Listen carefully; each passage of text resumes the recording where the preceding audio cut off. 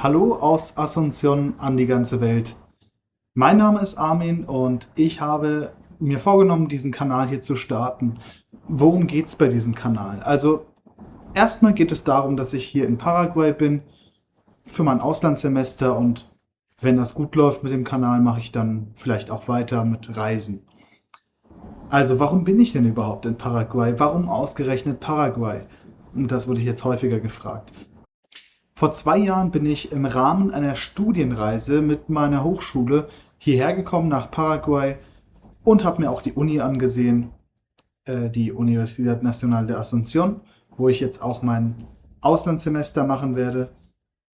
Und es hat mir wirklich so sehr gefallen, dass ich nach ein paar Tagen festgelegt hatte, das ist das Land, wo ich mal ein Auslandssemester machen möchte. Da möchte ich hin. 2 Jahre später und viele Spanischkurse später bin ich tatsächlich hier angekommen. Jedenfalls möchte ich darüber berichten, was alles vorgefallen ist oder wie das alles war. Vielleicht hilft das jemandem. Natürlich ist es auch so, dass die Freunde und die Familie da auch interessiert sind und das nachverfolgen wollen. Das ist für alle, die es interessiert. Zuerst hatte ich den Abschied von meinen Freunden. Das ist, naja, sehr seltsam. Denn wie oft kommt es vor, dass man sich wirklich ausführlich von seinen Freunden verabschiedet, weil man 6 Monate ins Ausland geht? Für mich ist das noch nie passiert, deswegen, das war für mich das erste Mal. Ich habe 2 Picknicks veranstaltet, am Samstag, am Sonntag, und dann sind dann halt eben meine Freunde gekommen und das war alles schön und gut. Am Flughafen war der Abschied dann schwerer. Dort trennt man sich normalerweise ja auch von den Leuten, die normalerweise einem auch näher stehen. Und da floss auch die ein oder andere Träne. Was mich allerdings gefreut hat, war, dass ich das erste Mal das Terminal 3 vom Frankfurter Flughafen in echt sehen konnte und nicht nur auf den ganzen Bildern, die eigentlich teilweise auch animiert waren. Ich habe ein paar Bilder gemacht, die werde ich hier auch wahrscheinlich, während ich hier rede, einblenden. Und ja, dann ging es eigentlich auch schon ins Flugzeug. Ich hatte ein ziemlich günstiges Upgrade auf die Business Class bekommen bis nach Madrid. Ja, ich habe das bekommen, was man sich erhofft oder was man sich vorstellt unter einer Business Class auf einem Kurzstreckenflug. Also wie die Economy nur mit Essen. Ich hatte auch ein Upgrade auf einen Platz mit mehr Beinfreiheit zwischen Madrid und Asunción gehabt.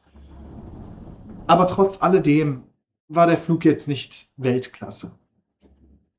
Es war ein Flug, sagen wir es mal so. Da war noch Luft nach oben. Der Wortwitz war gerade nicht beabsichtigt. Der Flughafen von Madrid, der war auch für mich ein wenig seltsam. Ich bin mir ziemlich sicher, irgendwo an diesem Flughafen gibt es Aufzüge oder Rolltreppen. Ich habe allerdings keine gefunden. Die Schilder haben alle zu den Treppen gezeigt.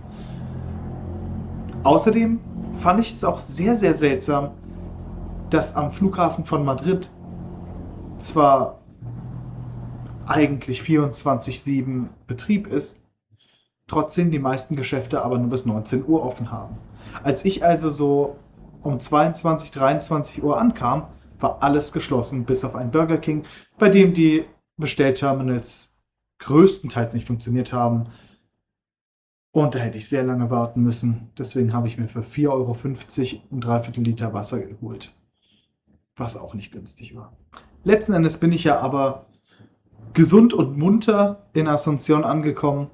Munter vor allem auch, weil ich, glaube ich, 7 oder 8 Stunden im Flugzeug geschlafen habe.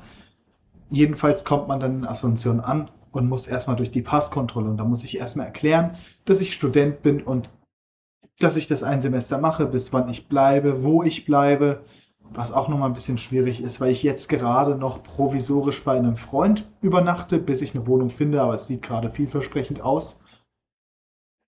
Und dann wird erstmal sich beraten. Und ich stehe dann 10 Minuten rum, wie bestellt und nicht abgeholt. Aber am Ende sagen die dann einmal bitte in die Kamera schauen. Es wird ein Foto gemacht und dann willkommen in Paraguay. Großartig. Als ich ankam, war es morgens und das Frühstück im Flugzeug, das ließ weitere Wünsche offen. Genauer gesagt Wünsche nach mehr zu essen.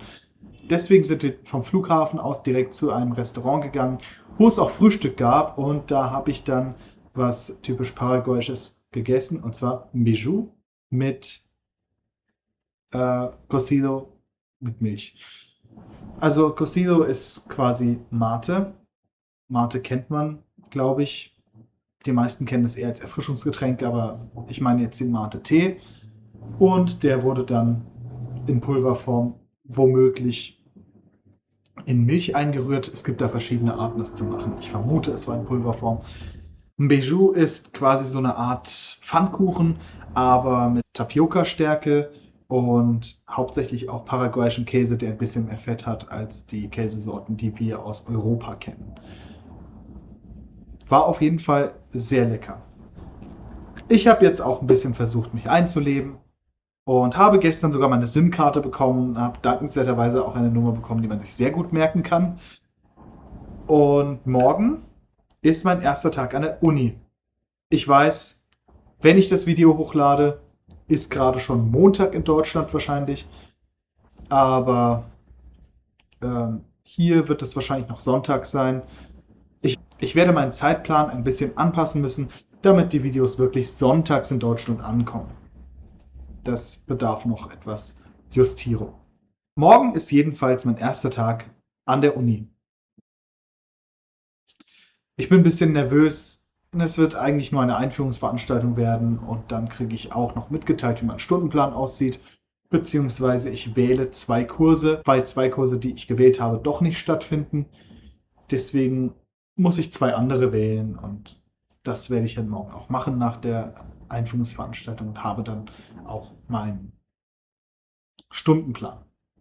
Alles in allem bin ich zwar gut angekommen, aber ich merke schon, ich muss wirklich ein bisschen mehr nachlegen bei meinen Spanisch-Skills.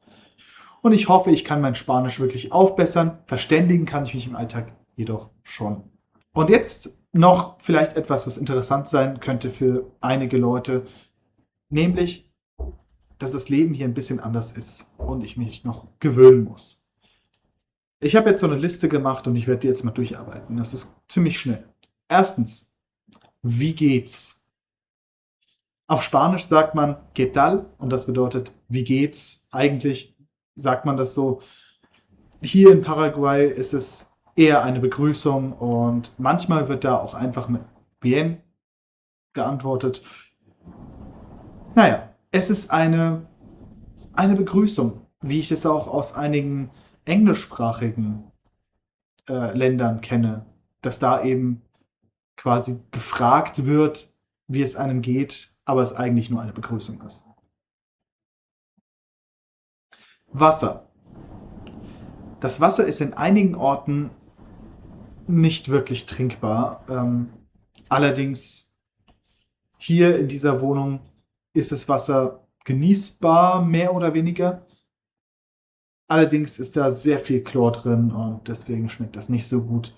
Und da haben wir jetzt so einen Wasserspender, den wir dann immer so mit Wasser auffüllen. Und das funktioniert. Transport. Busse fahren hier zwar, aber nicht wirklich mit einem guten Takt und auch nicht mit einem guten Plan. Bahnen gibt es hier gar keine und das ist ziemlich schlecht, wenn man nur ein Student ist und sich kein Auto mieten möchte für ein halbes Jahr. Außerdem würde ich mich gar nicht erst trauen, hier Auto zu fahren, solange es nicht wirklich notwendig ist. Denn hier geht es ein bisschen wilder zu im Straßenverkehr. Ich sag mal so, es wird ziemlich riskant gefahren.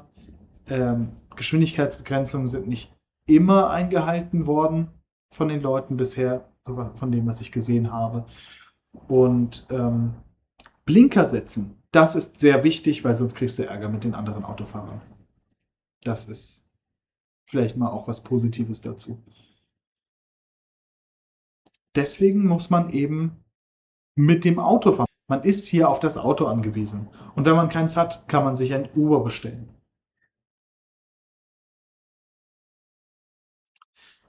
Treffen. So wie ich das mitbekommen habe, sind Treffen ziemlich spontan. Manchmal nur einige Minuten vorher. Das ist für mich als jemanden, der seinen Tag normalerweise komplett durchplant, schon der Horror. Aber ich bin hier in dieses Land gekommen und ich muss mich anpassen. Und wenn das hier in diesem Land so läuft, dann muss ich das eben auch so machen. Das war es also mit strikter Planung. Jetzt wird ein bisschen spontaner gehandelt. Essen. Das Essen hier ist eigentlich sehr lecker. Ich finde sogar die Qualität des Essens, zumindest vom Geschmack her, ist höher als in Deutschland. Die Qualität des Fleisches auf jeden Fall. Die Hühnereier waren tatsächlich auch sehr lecker. Und auch das Obst, das schmeckt mir auch sehr gut hier. Allerdings gibt es nicht so viel Variation beim Essen. So habe ich zum Beispiel heute Vormittag zum Frühstück Spiegelei gegessen und heute Mittag gab es Spiegelei zu meinem Steak. Gestern gab es auch Steak mit Spiegelei mittags und ja, das isst man einfach sehr oft. Einkaufen.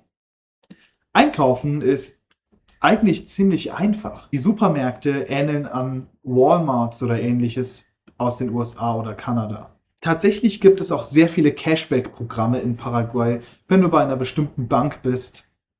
Das trifft allerdings nicht auf mich zu. Und was ich besonders lobenswert finde, ist, dass hier auch größtenteils das Papier gespart wird, indem man seine Telefonnummer angibt und dann die Quittung per SMS zugeschickt bekommt. Finde ich sehr lobenswert. Danke. Normalerweise sagt man ja Danke, wenn man etwas bekommt, also Gracias. Heute hatte ich die Situation, dass mein Danke oder mein Gracias fehlinterpretiert wurde als Nein, danke. Und das scheint wohl etwas zu sein, das eben auch ein kultureller Unterschied ist zwischen Deutschland und Paraguay. Dass ein einfaches Danke ohne irgendwelche Handbewegungen oder irgendwelche komischen Betonungen, ein einfaches, simples Danke, wenn man etwas bekommen hat, auch dazu führen kann, dass es das letzte Mal sein wird, dass man das von der Person an den Tag bekommt. Fußball. Ich weiß, es ist ein ziemlich großes Klischee, in Südamerika über Fußball zu sprechen, aber das muss ich dazu sagen, Fußball ist hier wirklich sehr groß. Das sieht man allein daran, dass die WM, bei der heute das Finale im Fernsehen lief, tatsächlich 22 Sponsoren Werbung gemacht haben im Fernsehen. Das heißt, man hat minutenlang auf den Fernseher geschaut und sich 22 Sponsoren durchlaufen lassen. Abgesehen davon, die Leute hier scheinen wohl sehr fußballverrückt zu sein und das kann man gar nicht vergleichen mit Deutschland. Obwohl die Deutschen ja auch sehr fußballverrückt sind. Das war auf jeden Fall mein erstes Video. Ich glaube, da ist noch Luft nach oben. Wenn es irgendwelche Tipps gibt, lasst es mich gerne wissen, wie ich das hier verbessern kann. Ansonsten hoffe ich, dass ich meinen Zeitplan besser einhalten kann und am Sonntag dann das nächste Video schon erscheint. Ihr könnt mich gerne abonnieren und die Benachrichtigung aktivieren, damit ihr sehen könnt, wenn es von mir ein neues Video gibt. Jedenfalls sehen wir uns nächsten Sonntag und egal, wo ihr gerade auf der Welt seid, habt einen schönen Tag.